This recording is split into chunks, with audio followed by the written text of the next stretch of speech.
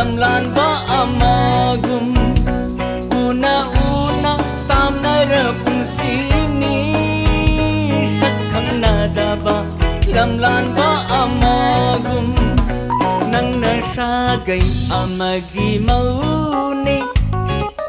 ay nananggi kay na kong loy ni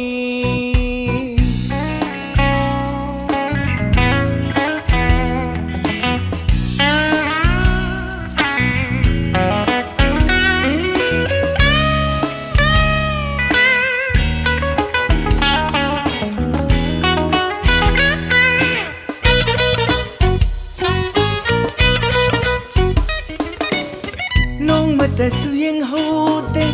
ป่ามวยขันนานุ่งสีไม้ทองยิมิดสีนาเป็นนา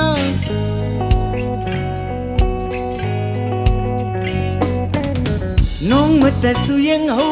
เต้ป่ามวยขันนานุ่งสีไม้ทองยิมิดสีนาเป็นนาอาเรปนีขันเลยเฮาคีบปุนสีนาAre pani khalui hau ki bapun sina nanga aiga laina riba mari se nanga aiga laina riba mari se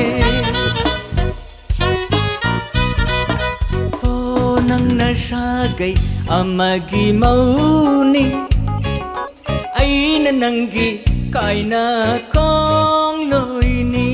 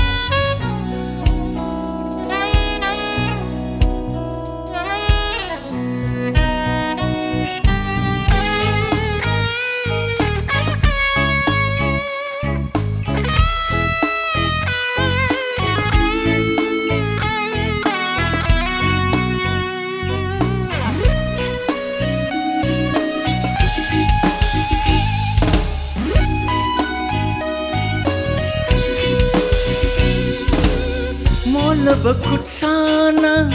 tanik na pairaga lengki ba angaw ba kundo pare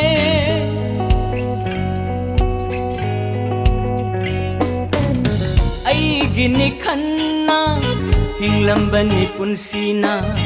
ngasidi oy haure kanadra bawari tumdana mangluba manglana magum tumdana mangluba manglana magum chakri nangdi sagai amadanok na chakri nangdi sagai amada oh nang nasagay amagi mauni ay nananggi kay na kong loy ni una tam na rapun sini shakham nada ba lamlan ba amagum una tam na rapun sini shakham nada ba lamlan ba